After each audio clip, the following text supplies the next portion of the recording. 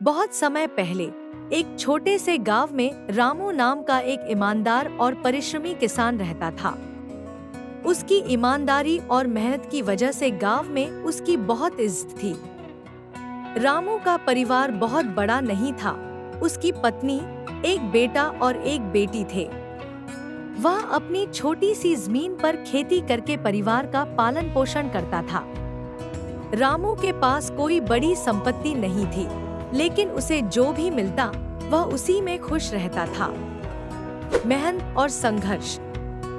रामू हर सुबह जल्दी उठता और खेतों में काम करने चला जाता। खेतों में अनाज उगाना और फसल की देखभाल करना उसका जीवन का आधार था। वर्ष भर की मेहनत के बाद जब फसल कटती तो वह उसे बाजार में बेचकर अपने परिवार की जरूरतें पूरी करता। लेकिन खेती में कई बार ऐसी परिस्थितियां आती थी जब प्राकृतिक आपदाएं जैसे बाढ़, सूखा या कीड़ों के हमले से उसकी फसल बर्बाद हो जाती। ऐसी कठिनाइयों में भी रामू ने कभी अपने ईमान का साथ नहीं छोड़ा। ईमानदारी की परख। एक बार की बात है, रामू की फसल तैयार हो रही थी और उसे बाजार में बेचने की तैयारी कर रहा था। तभी गांव के जमींदार ने रामू से उसकी आधी फसल उधार मांग ली, यह कहकर कि वह बाद में उसे चुकता कर देगा।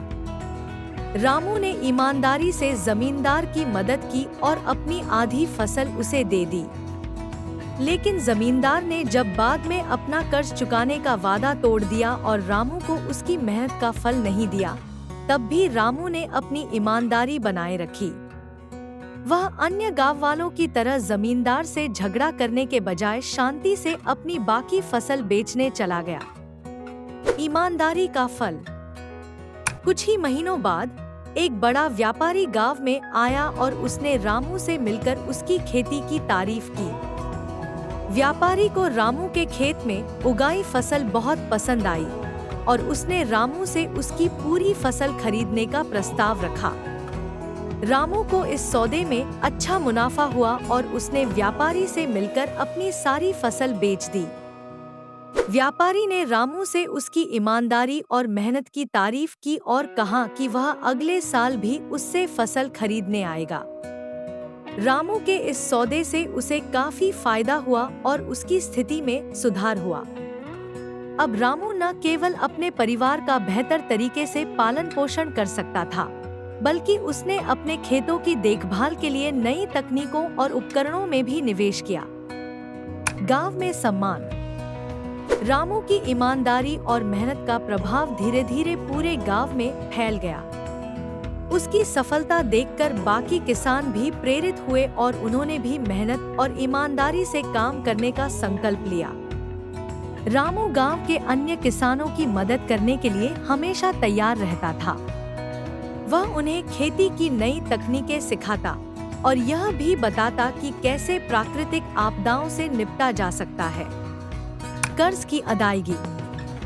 कुछ साल बाद रामू के पास इतना धन हो गया कि वह अपने पुराने कर्जों को चुकता कर सका। उसने जमींदार के सामने जाकर अपना पुराना उधार चुकाने की बात की। जमींदार रामू की ईमानदारी और सफलता देखकर हैरान रह गया और उसने रामू से माफी मांगी कि उसने पहले उसका पैसा नहीं लौटाया था।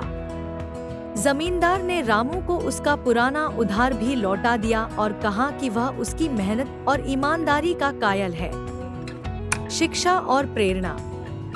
रामू की कहानी से गांव के बच्चों को भी प्रेरणा मिली। रामू ने अपने बच्चों को भी यही सिखाया कि जीवन में ईमानदारी से बढ़कर कुछ नहीं होता।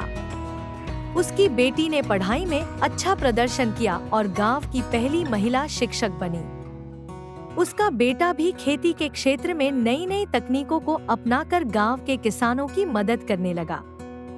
रामू की पत्नी ने हमेशा उसका साथ दिया और वह भी परिवार और खेतों के काम में उसकी मदद करती रही।